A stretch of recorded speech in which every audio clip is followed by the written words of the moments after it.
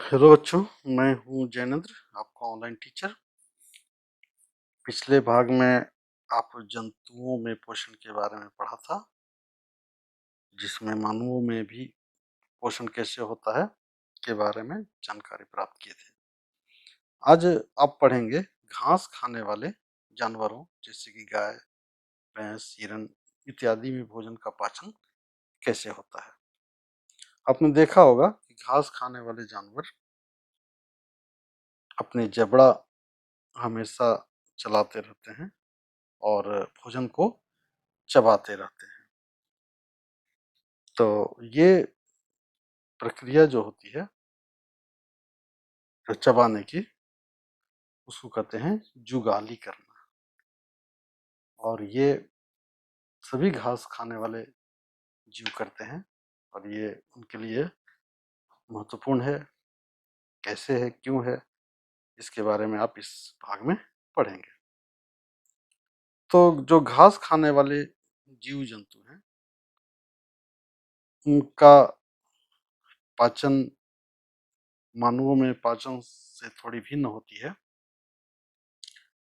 जो मनुष्य का पाचन तंत्र होता है, उसके मुख्य भाग जो अमाशय होते हैं, छोटी आंत होती है, बड़ी आंत होती है। और जो घास खाने वाले जंतु हैं, उनमें भी ये अंग होते हैं, अमाशय होते हैं, लेकिन उनकी बनावट थोड़ी अलग होती है। तो जो घास खाने वाले जीव हैं, उनका अमाशय विशेष प्रकार का होता है, जो 4 कक्षों में बटा होता है।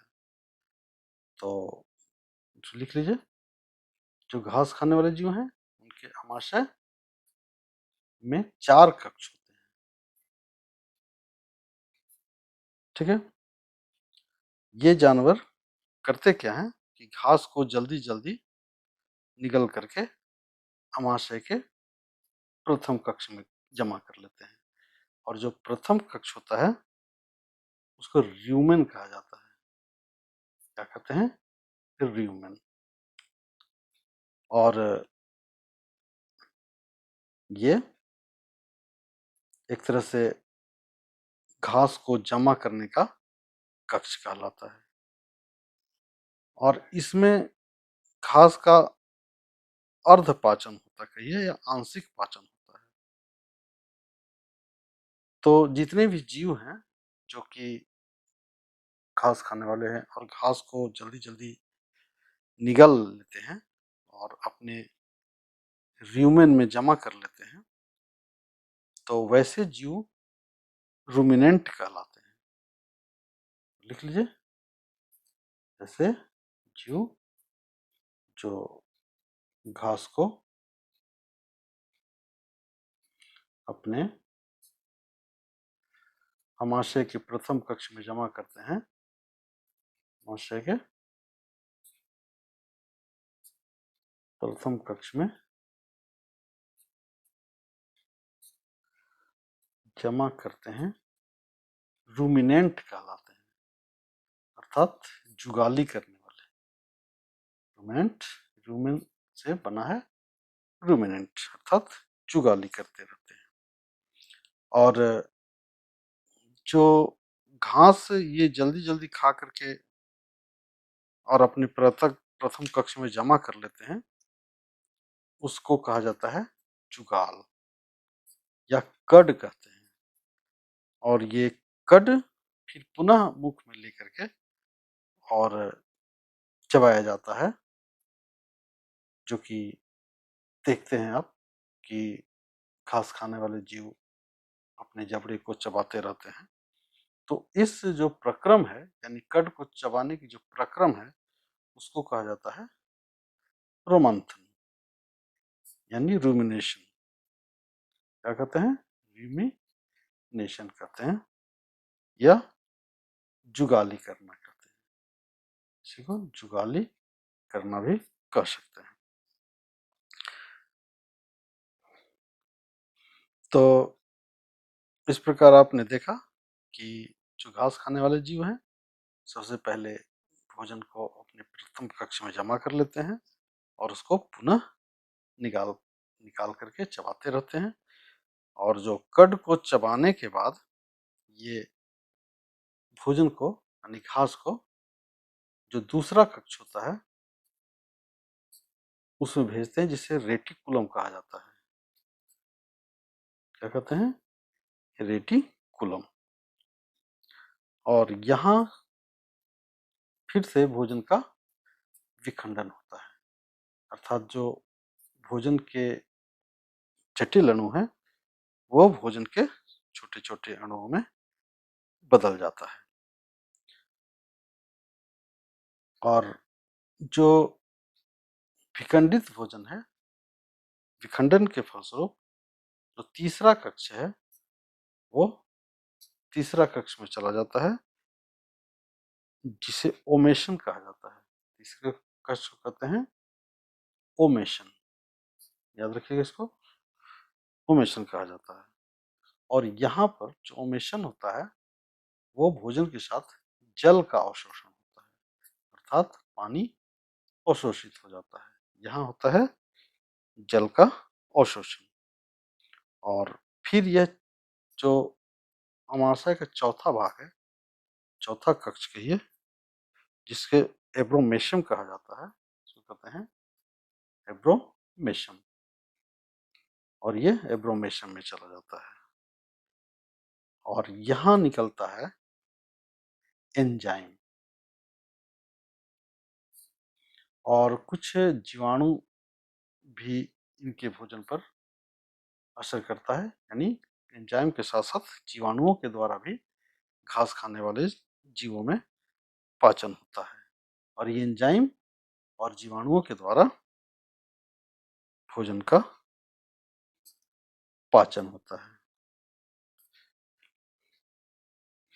तो अमाशय के चारों कक्ष से गुजरने के बाद फिर जो भोजन पहुंचता है ये छोटी आंत में पहुंचता है, यानी जो घास खाने वाले जीव जंतु हैं, गाय हैं, भैंस हैं, इनके छोटी आंत में पहुंच जाता है, जहां बचे हुए भोजन का अवशोषण होता है।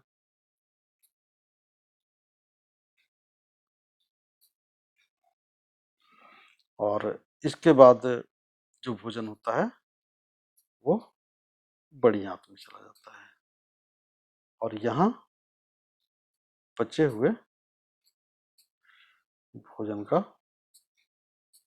पूर्ण अवशोषण हो जाता है। बहुत सिंपल प्रक्रिया है। ये जो घास खाने वाले जीव हैं उनके जो आमाशय होते हैं वो विशेष प्रकार के बने होते हैं, जिसमें बहुत काफी मात्रा में बैक्टीरिया और एंजाइम निकलते हैं, जो भोजन को पचाते हैं, विखंडित करते हैं।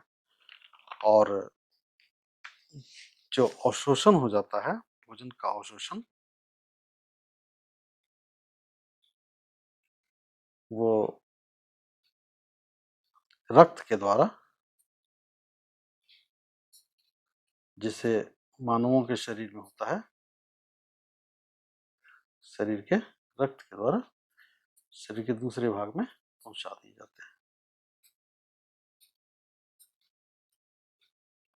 जाते हैं, जहां से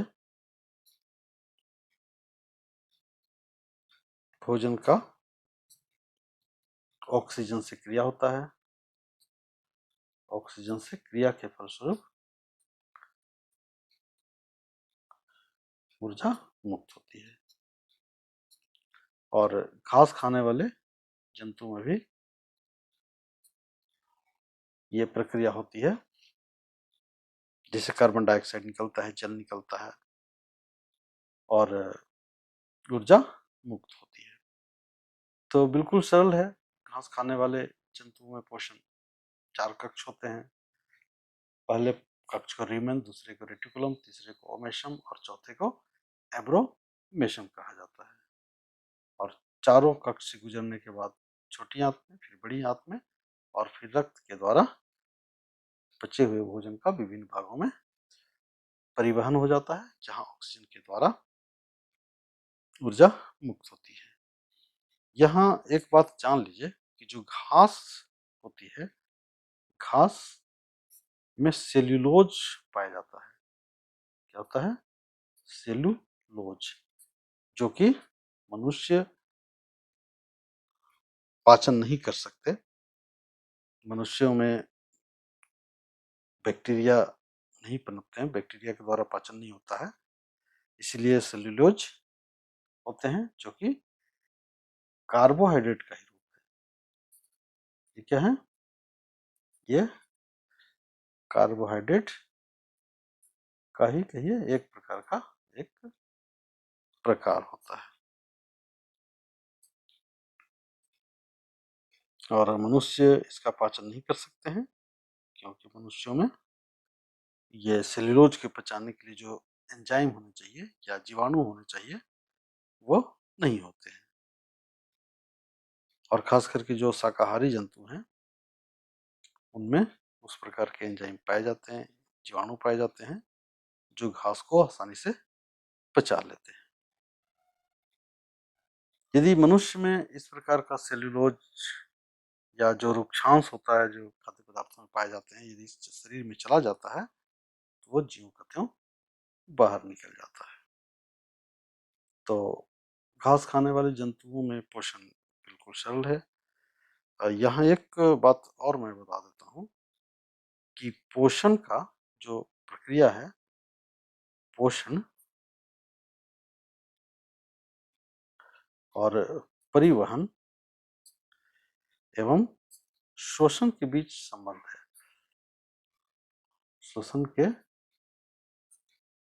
बीच का संबंध क्या है? ये पिछले वीडियो में मैंने बताया था कि जब पोषण के द्वारा पाचन होता है और पाचक रस छोटी आंत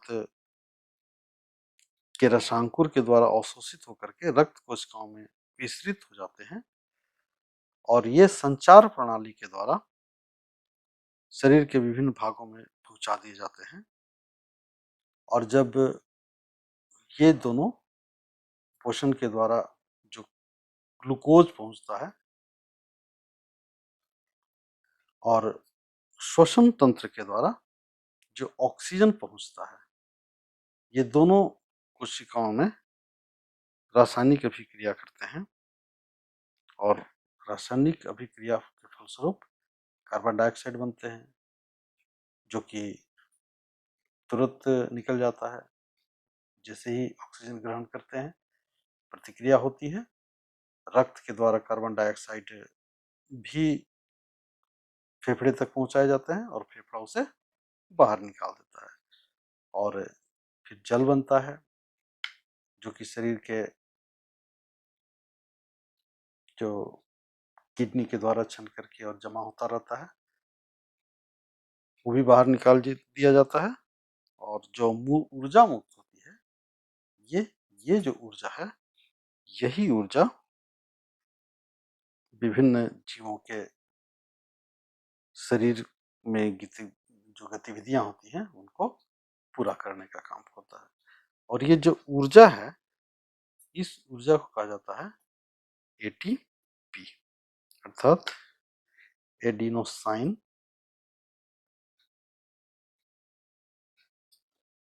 ट्राइफॉस्फेट, इस ऊर्जा का नाम है। और इसका सरल सा सूत्र है, जिसको याद रख सकते हैं। इसका अणु सूत्र होता है C10H16O5 N5O13 और P3। ये ऊर्जा है जो कि